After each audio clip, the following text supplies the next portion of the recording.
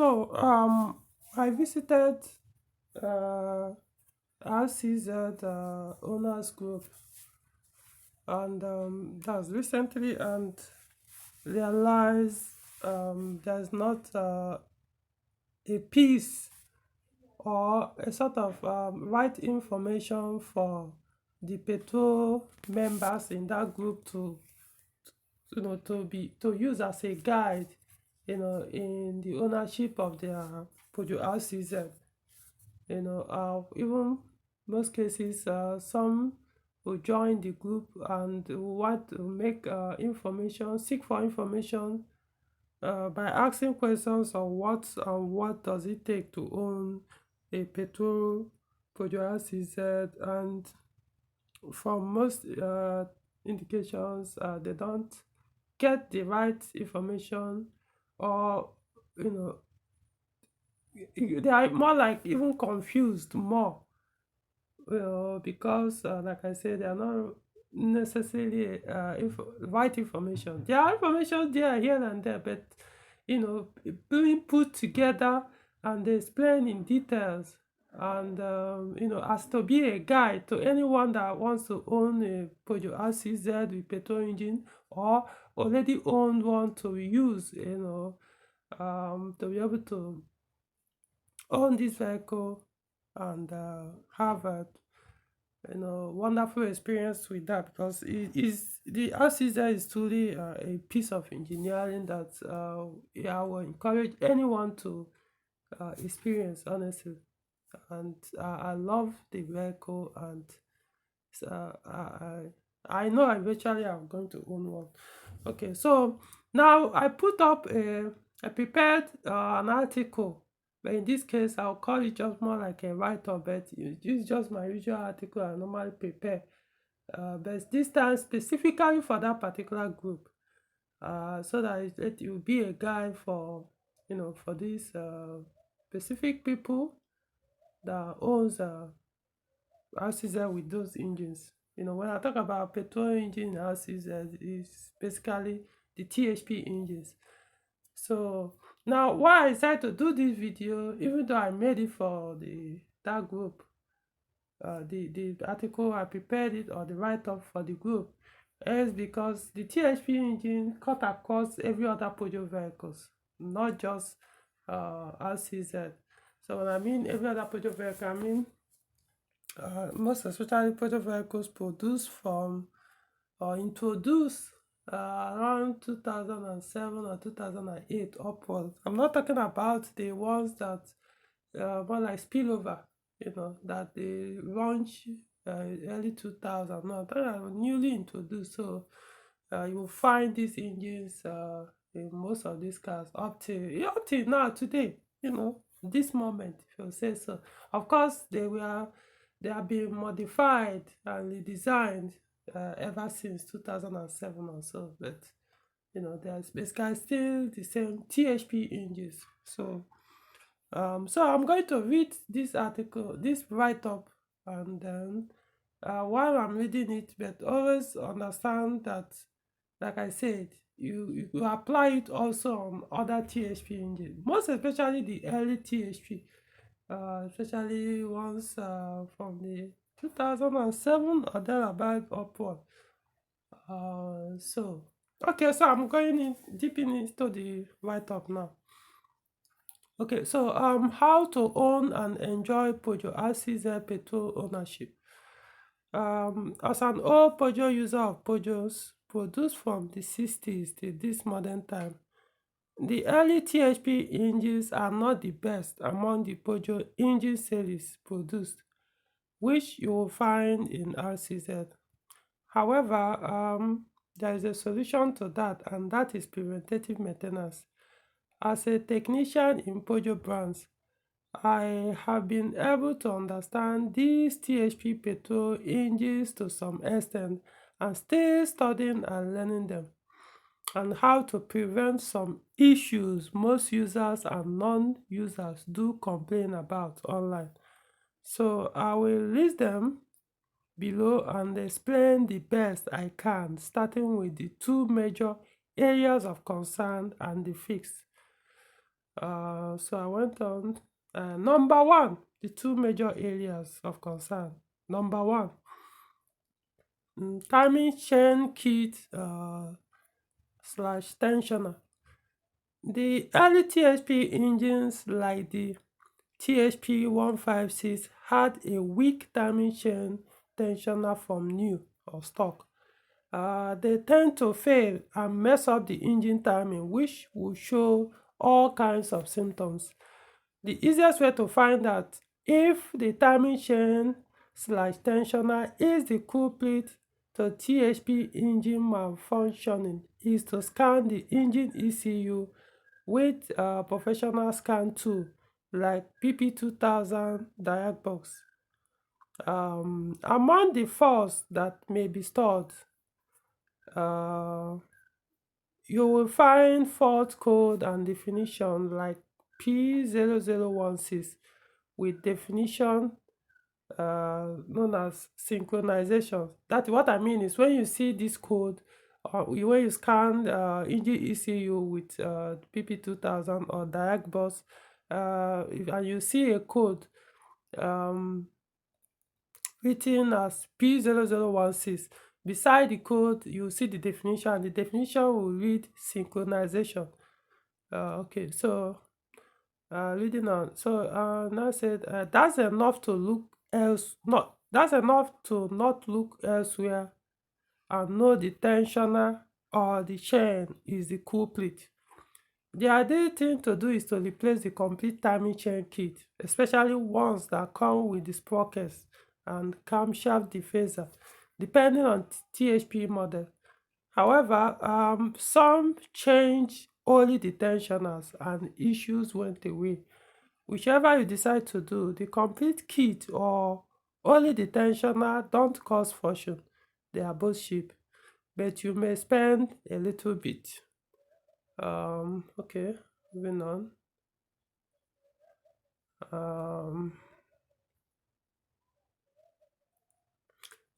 Okay, but you may spend a little bit more on labor and the replacement. That's what I mean on the labor. You can replace them yourself, because if you are a DIY person or a technician or know how to do these things yourself, but it's a one-off repairs though. It's something you do, and it's just like when you buy a Peugeot car with timing belt. You decide to change it so that you count, you monitor the production. And let me switch off this. Hold on, guys. Let me switch this thing off. Okay. So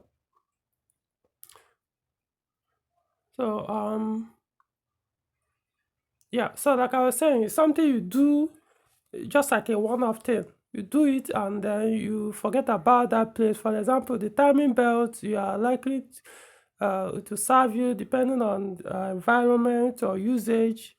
You are looking at between 40 to 100,000 kilometers or 10 years, 4 years to 10 years, thereabout, whichever comes first. So likewise, the timing chain. So it's something you do and forget for a very long time. So like I said, it's cheap to buy the kit, the timing chain kit, or only if you are buying only the tensioner. They are not that expensive. The only place you might spend, depending on your country, is on the labor. That's the replacement of the new kit or the tensioner.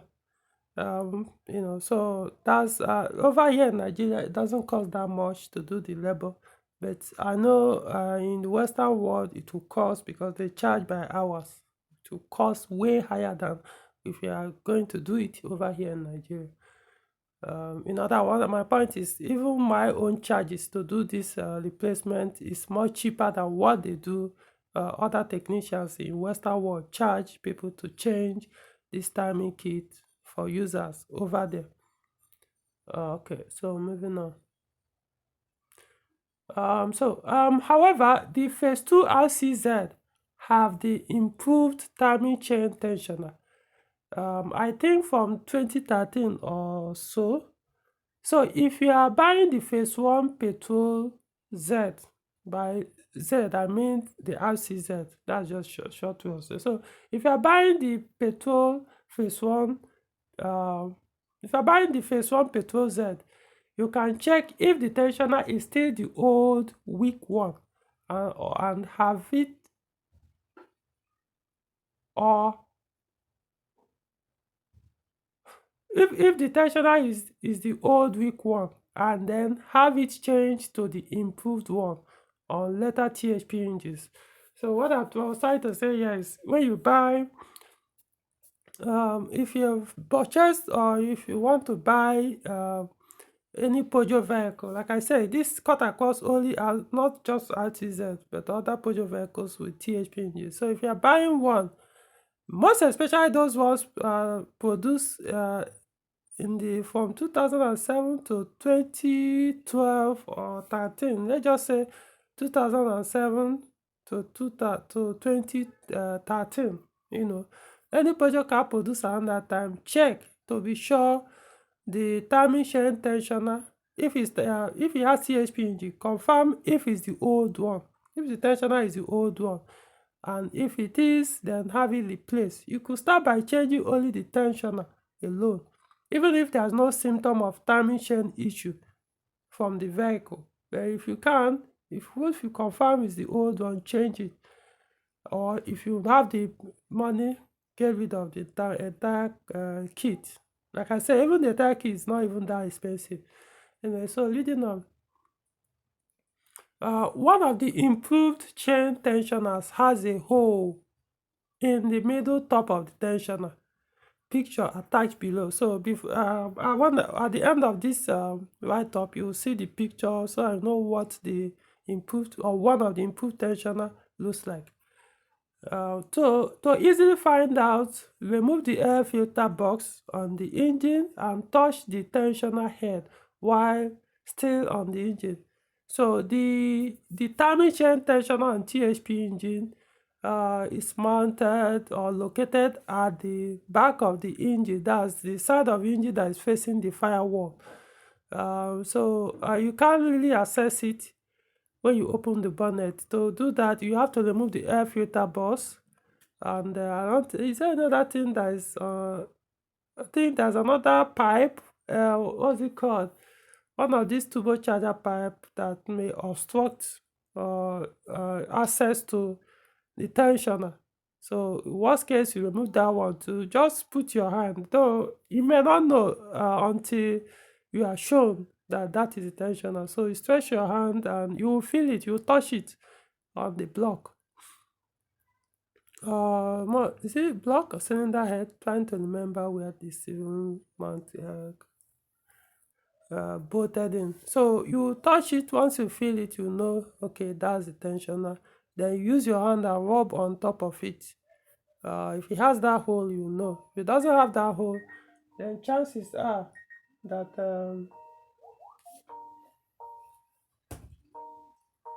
hold on.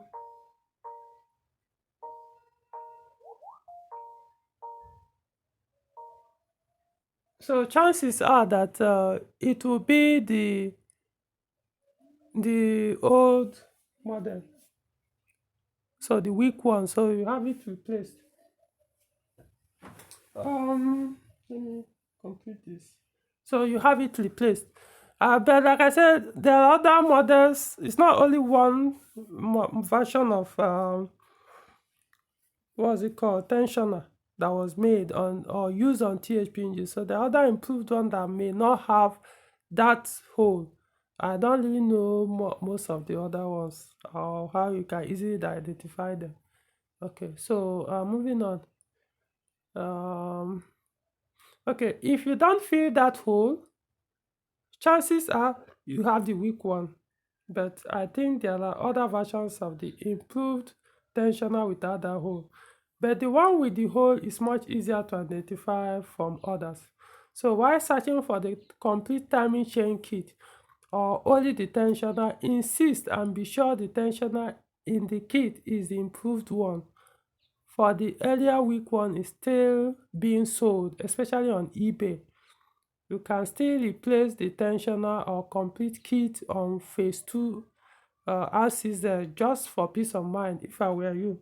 So my point is, even when you go online, go to the market to buy a new tensioner for this timing chain or the complete timing chain kit, they are still selling that old weaker tensioner. They are still available as new one. So don't assume that since they were the early tensioner and they've been changed by Peugeot with an improved one, that you will no longer find it in the market. No, it's still there. So insist that whichever one you're buying is not that old one, so you won't go back to same issue after installing the new tensioner or the new timing chain kit with the tensioner.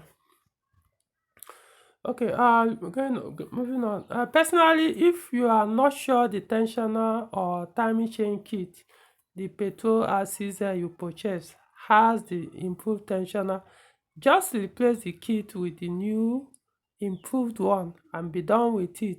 I'll be done with that chamber for the coming thousands, if not hundreds of thousands of kilometers to come, without touching or opening that timing chamber for a very long time. Okay, moving on. Okay, so I've finished about on the first major area of concern on THP engines. So this is the second one, HPFP, meaning that's the full name, is high pressure fuel pump. So these pumps tends to wear out more than in-tank fuel pumps on petrol RCZ. What I'm trying to say here is the THP engines have two fuel pumps. One is the traditional or conventional fuel pump that you find inside the tank. You know, if you have been using other Peugeot vehicles before now that has EFI system, yes, you know there are normal fuel pump inside the fuel tank.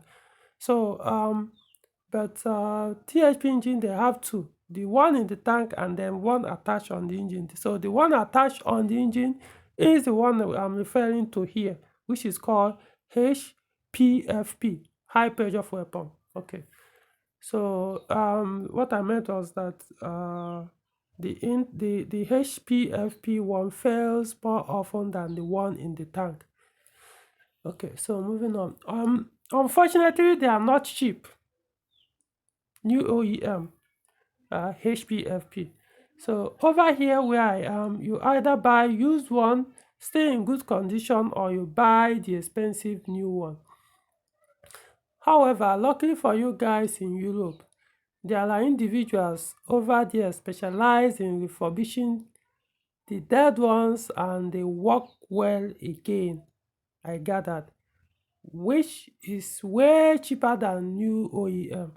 You know, because see, this group, the RCZ owners group, is they are mostly, in fact, like 90%, if not, I don't know, from UK, other European countries. So this is a more like a European forum or UK forum of RCZ users. So that's why I was referring to, you know, their own locality, compared to ours here in Nigeria. So okay, where did I start? Okay, you also have option of buying refurbished used ones there, which is still cheaper than new ones. In fact, you have three cheaper options: refurbished and reused, refurbished and reuse your failed one. That you refurbish your old or failed one and put it back. Buy refurbished used one, or buy used one that still works. When I mean refurbish, I mean you repair. That's what I mean. You repair, fix the old one that failed. That's what it means. So you have these three options. So for those guys over there in Europe, so I wouldn't worry about the HPFP for you guys over there. Their symptoms are easier to spot when failed, or you could plug in PP2000 and check the parameters of fuel pressure as engine runs, aside the usual error code of low fuel pressure on fuel rail. However, most low fuel pressure issues on THP engines are not caused by HPFP, even when error code reads P0087. Reason why I'm mentioning this specifically is because I've observed that most people, especially in other countries, or in this particular group, users there, whenever someone scans and find this error code P0087, you know, in the Engine ECU with the scan tool, they will all tell the person that the issue is the high pressure fuel pump, that you should go and change it. And most will go and do that, and the issue will remain and stuff like that. So, which can be very frustrating. Like I said, it's not a cheap item or cheap part. That was what my observation. So that's why I had to point this out. Okay, moving on. A simple cheap component like external fuel filter would give same symptom of faulty HPFP. Most times, a blocked fuel filter, when used for too long in that condition, will weaken the in-tank fuel pump, and both will have to be replaced, but still cheaper than HPFP. To rule out the fuel filter and the in-tank fuel pump, connect fuel pressure gauge or tester on fuel supply line beside the timing chamber on top, and switch on ignition switch or start the car. 75 psi or 5 bar indicates the in-tank pump and filter are still in good condition, while 50 psi indicates that the pressure is okay, but not the best pressure. So anything less than 50 psi or 3.5 bar, either the fuel filter, in-tank fuel pump, or both of them will need to be replaced. So what I mean here is, when you plug in the you have to use mechanical fuel pressure tester or fuel pressure gauge to check, to know if the fuel filter or the in-tank fuel pump are good, or the cause of this P0087, meaning which is a low fuel pressure warning sign or fault code.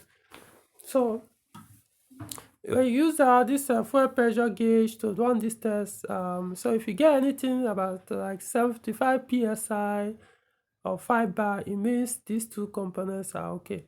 If you get 50 psi of 3.5 bar, it means okay, but not the best, but it won't really disturb the vehicle, but normally the maximum you're supposed to get is about 75 psi of 5 bar. So or another way you could even do, if you let's assume you don't have this gauge, fuel pressure gauge, you just remove your fuel filter, pull it out, the external one, not the one inside the fuel pump assembly. Remove the external one, blow through it. If it's blocked, you will know. However, that one can only, that's if you are checking only the fuel filter, because if you want to check the in-tank pump, then you really need that gauge. But if the filter is blocked, it will also indicate when you use the fuel pressure tester or fuel pressure gauge.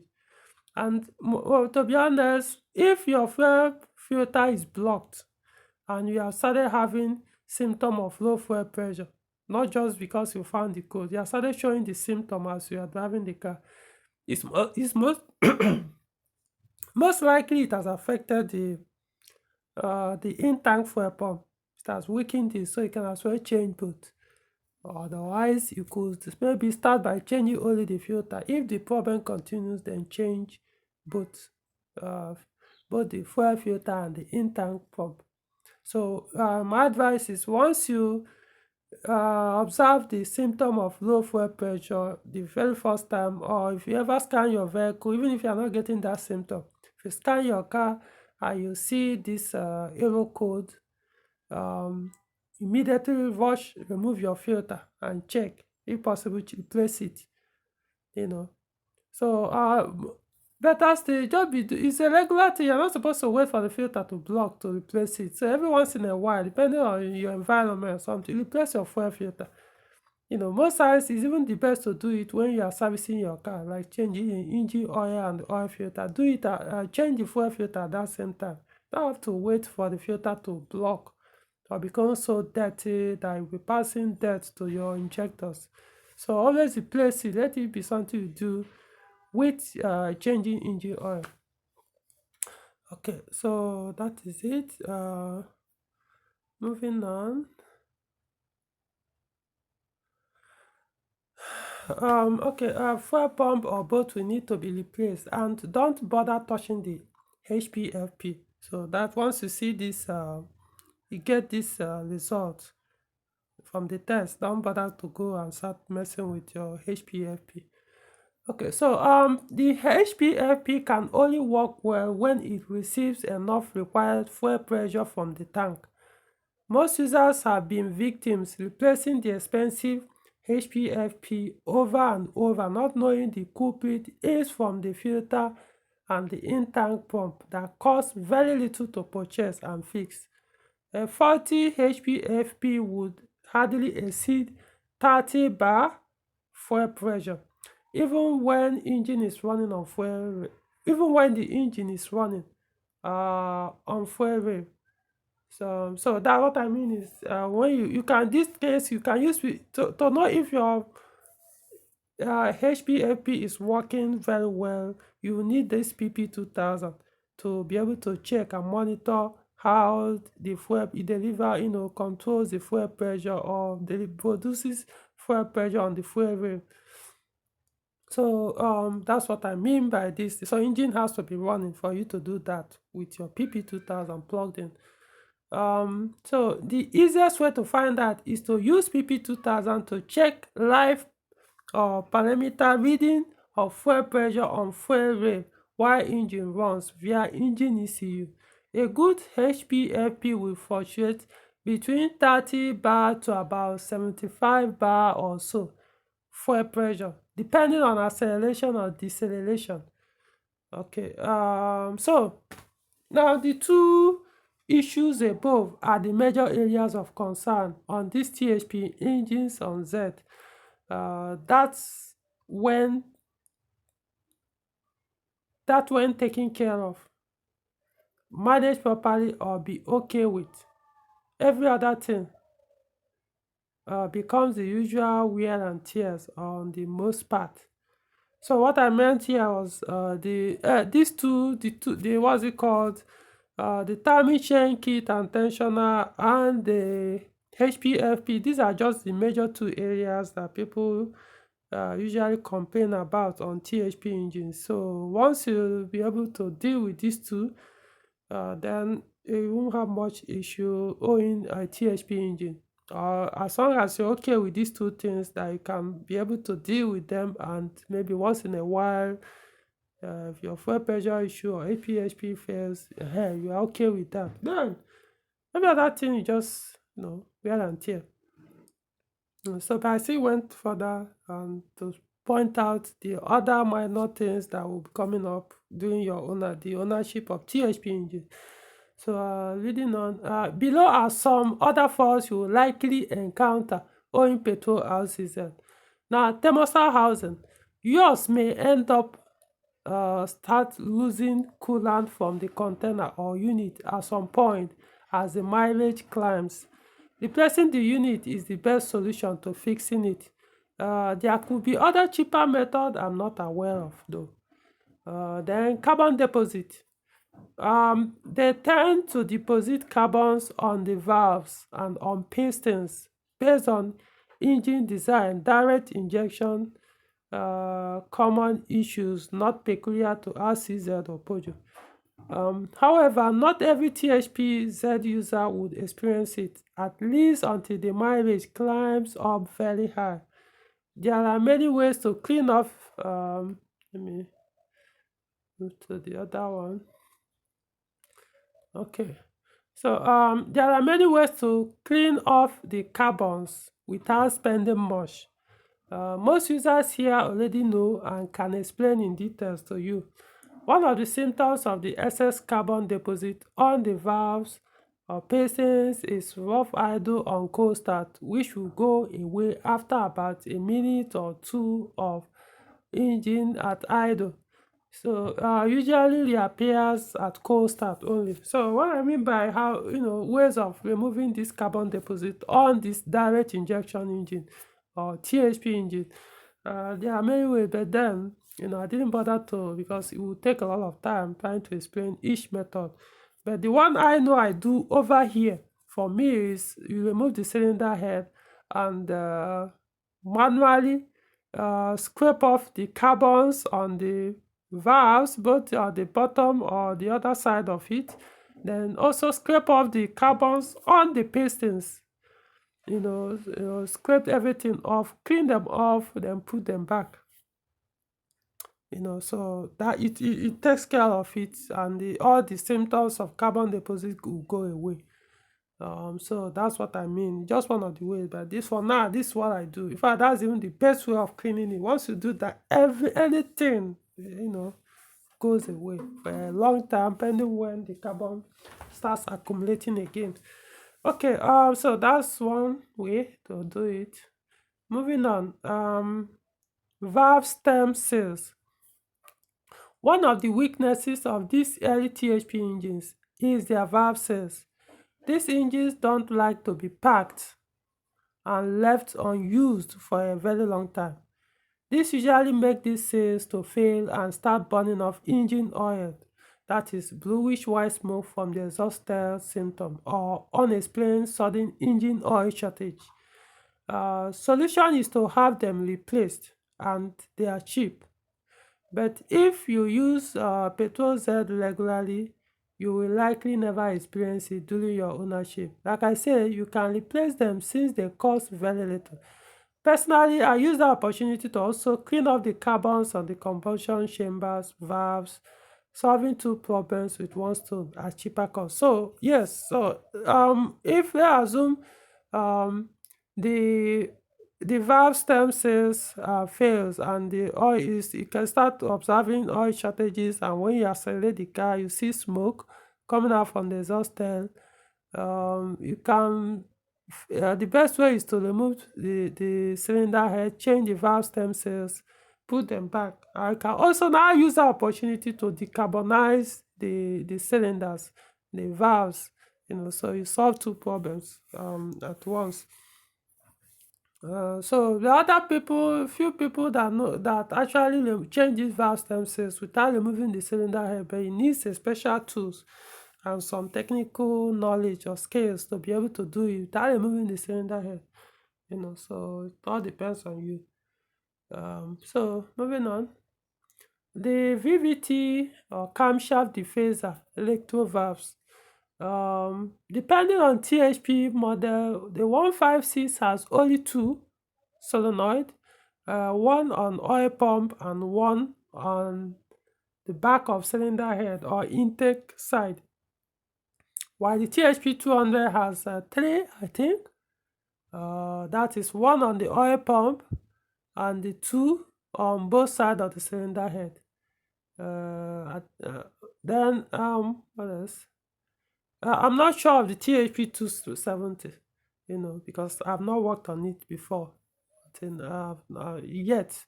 So they are wearable parts, but do last long though. Quality of engine oil determines their longevity anyway. Notwithstanding, the VVT solenoid attached on the oil pump inside has error code when it fails, and is P0948. Oil pressure regulation solenoid valve control when scanned with PP2000. The code is easiest way to know the one on the to know the one on the oil pump is the culprit, not the external ones attached on cylinder head.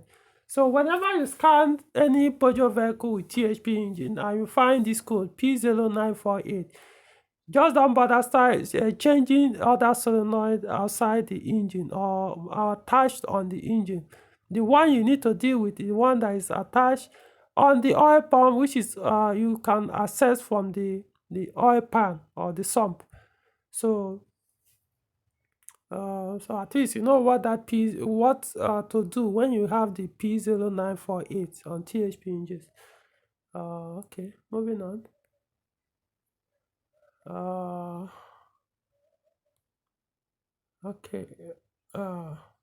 Okay. Another problem here. Ignition coils. Each cylinder has its own individual coil, and you may experience one or two failing at some point at the same time, or one after the other. You can choose to change the four at the same time when one or two of them fails, or you change only one that fails whenever it does. It doesn't mean all will fail immediately when one or two fail. That has not been my own experience. So deal with it. Personally, you don't have to waste money buying. I won't call it waste money, but just if one fails, change it. That's how I do it. Don't need to change every one because one or two fail at the same time. Okay, moving on. Another component to that may fail is dump valve or electro solenoid valve on intake manifold. These are two solenoids we are talking about. These are two solenoid electro valves that work with turbocharger. You may only experience the failure of dump valve directly attached on turbocharger. The one on intake manifold could fail though. The PP2000 or professional scan tool will be able to identify one that is the culprit. However, the dump valve don't fail completely most of the time. It can be reused by adding GFB, that's go fast bits, on it even when part of it has failed or broken, which even increases the performance of the engine. I will encourage everyone to convert theirs to GFB, which makes the engine more responsive to acceleration and make the engine sound more aggressive under acceleration. I love and enjoy it.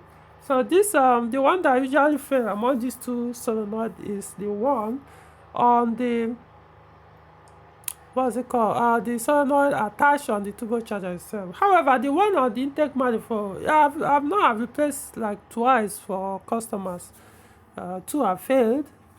So it's not like it hardly fail. No, it can fail, but the one that usually fail is the one on because that one, the sale, especially the stock one or the OEM, there's a place where there's a sale with a plastic on it. So that sale usually breaks or fails with that plastic. But the good part of it is it's only that side that most time fails. All the ones I've dealt with, it's only that once that seal fails, this thing will stop working. So now it will stop working or stop doing its work. So, but the electronic part is still okay. So all you need to do is now convert it to this GFB I talked about. You remove those broken plastic or seal, then buy this GFB, put it there. You give you like almost like permanent solution. You probably will never ever replace that solenoid again or have issue with it. And this GFB makes the car much more aggressive under acceleration. Even the sound alone, you love it if you're into performance. So in other words, it's not even concerned. It's even a big advantage to now change it to something that will make your car much quicker or sweeter to drive. Whether it fails or not, I'll do it if I were you. So going forward, this is turbocharger. Of course, this can happen to any turbocharger on forced induction engines. It may take thousands or hundreds of thousands of kilometer mileage before yours wears out, or you probably may never experience it in your ownership. of THP engine. From experience, the quality of engine oil being used tends to help them last longer. So it's just normal wear and tear to be expected on any turbocharged engine, not just THP engines. Okay, moving on. All right, so I finished listing out some of those few things that you may or may never experience uh, in the ownership of THP engines, which you can see they are not actually that bad. Just normal wear and tear engines have, you know. So moving on, I would like to point. I will want to point out that an important preventative maintenance factor to be applied when it comes to THP engines is the engine oils. Um, a lot of users put any oil with 5W30 sticker or whatever they read online, others use, and later start complaining how bad THP engines are. Using recommended engine oils in them helps to prolong their timing chains and tensioners, turbochargers, electro solenoid valves, camshaft dephasers, etc. etc.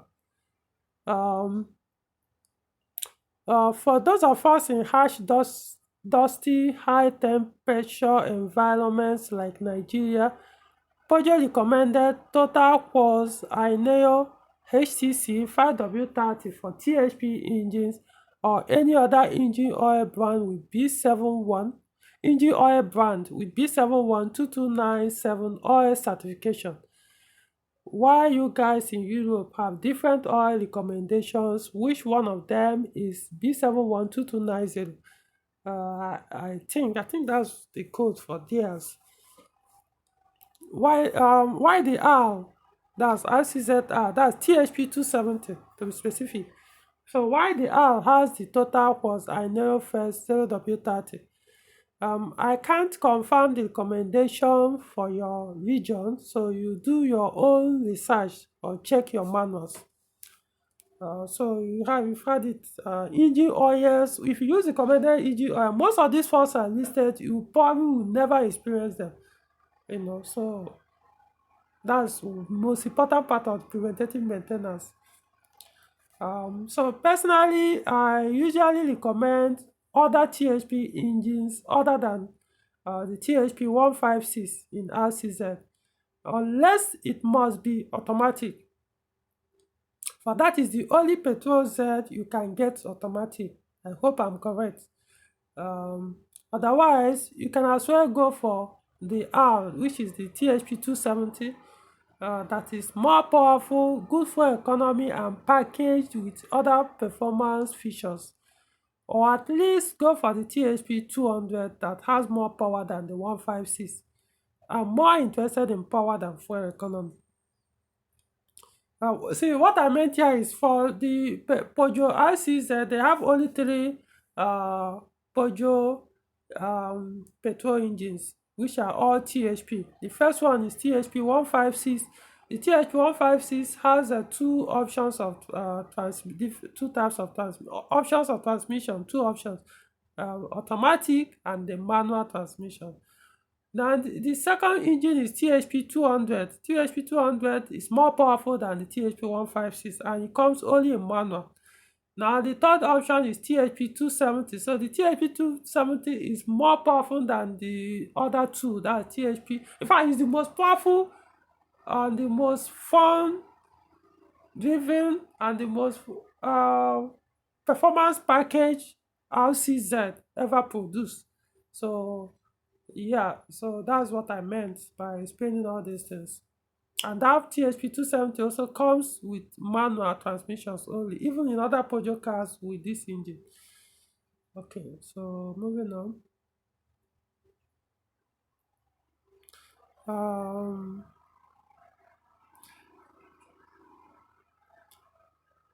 Okay, so I said, or at least go for THP 200 that has more power than the 156.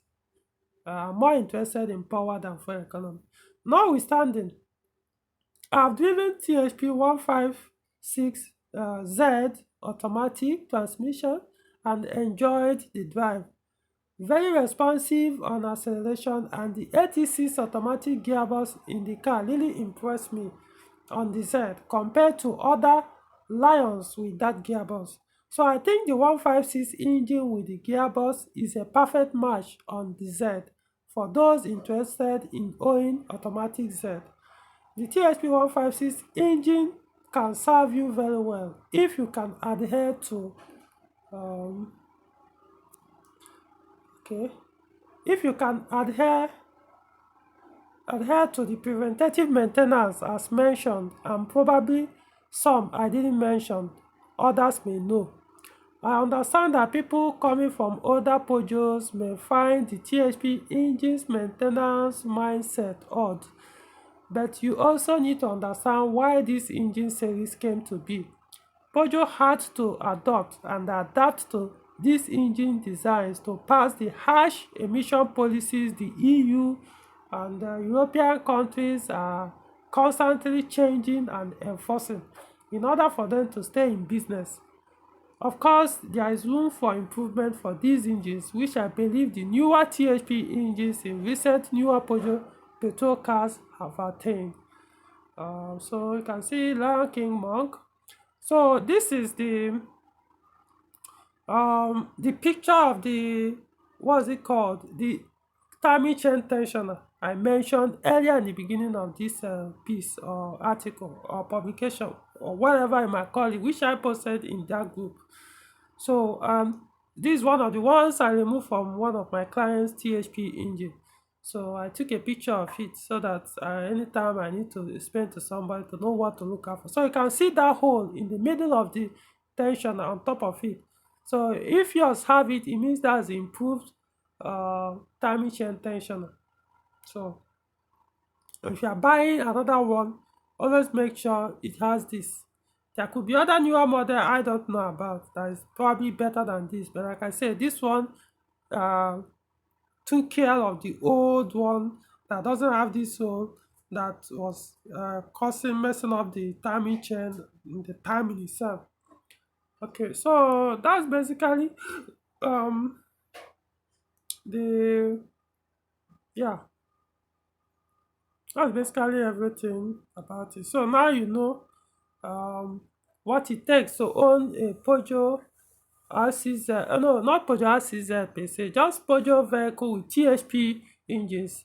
For those who don't know what THP engines, they just these are turbocharged petrol engines Peugeot produced and started using um, as early as 2007.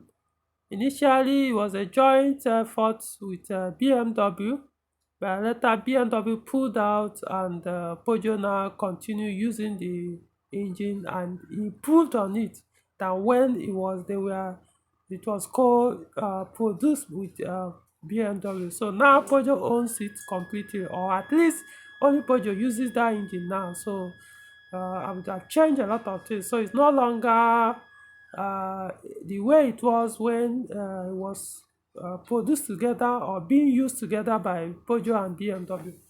Okay, so I hope this video makes sense. At least if you are interested in owning any Peugeot vehicle with this THP engine or any of them, at least you have something to hold on to and use to in maintaining the vehicle. Like I said, it's not like this video covers everything, but this is just the basic. Once you can follow all these things I mentioned in this video, you won't have any problem owning this vehicle with any Peugeot vehicle with this engine.